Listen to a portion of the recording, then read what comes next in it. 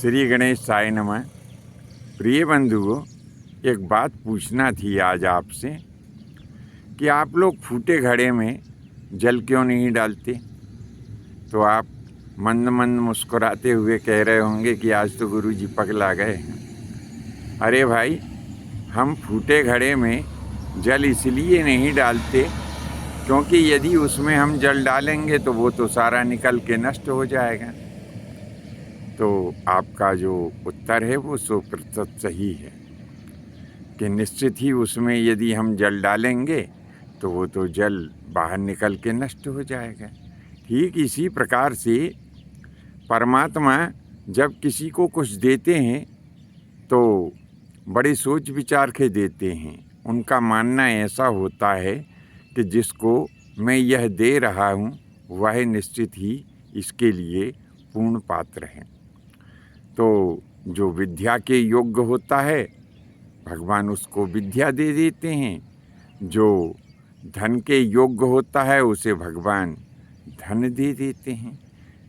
लेकिन ये जो सांसारिक जितनी भी संपदाएं हैं, जितने भी रत्न हैं, उन रत्नों में सबसे बड़ा रत्न है। आज मैं उसी रत्न के बारे में आपको बता रहा हूँ और आप में से बहुत से लोगों के पास में वह रत्न निश्चित रूप से होगा। जी हाँ, आपके मन में ये भी प्रश्न उठना स्वाभाविक है कि आखिर वो कौन सा रत्न है जो संसार के सभी रत्नों से श्रेष्ठ है। मैं बात कर रहा हूँ कन्या रत्न की। जिनके यहाँ कन्याएं होती हैं उनके ऊपर ईश्वर की बड़ी कृपा होती है, क्योंकि कन्या लक्ष्मी का रूप होती है, कन्या देवी का रूप होती है। और भगवान विष्णु जब कृपा करते हैं तो वे ऐसा विचार करते हैं कि इसके यहाँ यह देवी अंश जब पहुँचेगा तो यह गृहस्थ इनकी अच्छे से देखभाल करेगा। तो बंधुओं, कन्याएं जो होती हैं वो 3 कुल की उजियारी होती हैं। बेटा, यदि एक कुल का दीपक होता है तो कन्याएं 3 कुल की उजियारी होती हैं। 3 कुलों का यश जो है वह संपूर्ण दुनिया में प्रकाशित करती हैं। वे 3 कुल कौन कौन से हैं? पहला कुल अपने पिता का।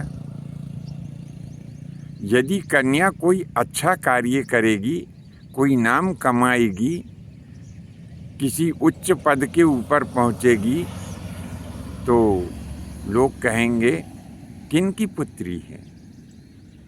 तो बड़े गर्व के साथ में सुनने वाला उत्तर देगा कि यह उन महाशय की पुत्री है।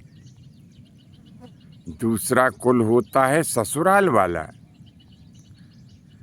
किनके घर की वधू है? तो लोग कहते हैं कि ये फलाने जी के यहाँ की वधू हैं।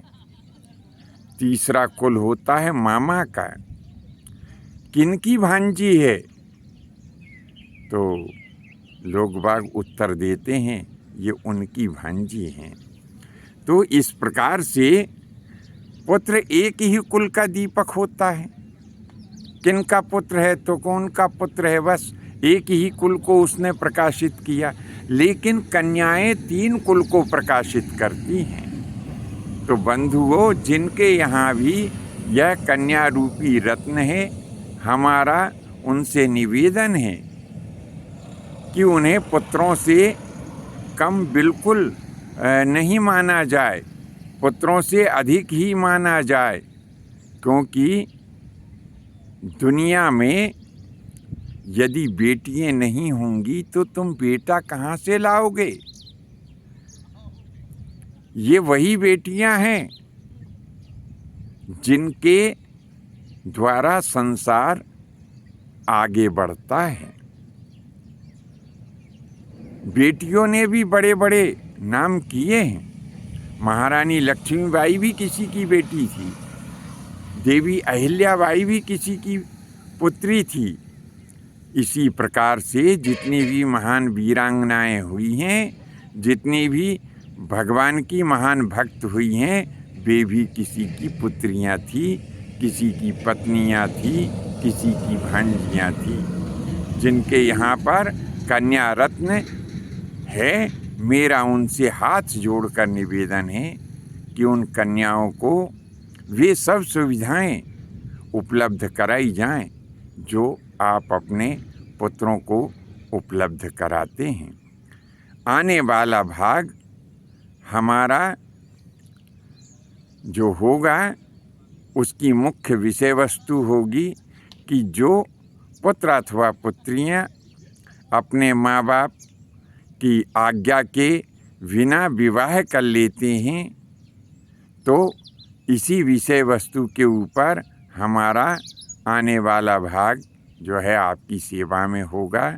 आज के लिए बस इतना ही। विषय वस्तु यदि आपको अच्छी लगी हो तो अपने इष्ट मित्रों को भी प्रेषित करें, और यदि आप हमारे चैनल की मदद करना चाहते हैं तो सुपर थैंक्स में जाकर के चैनल की मदद कर सकते हैं। धन्यवाद। जय माता की, जय परशुराम जी की।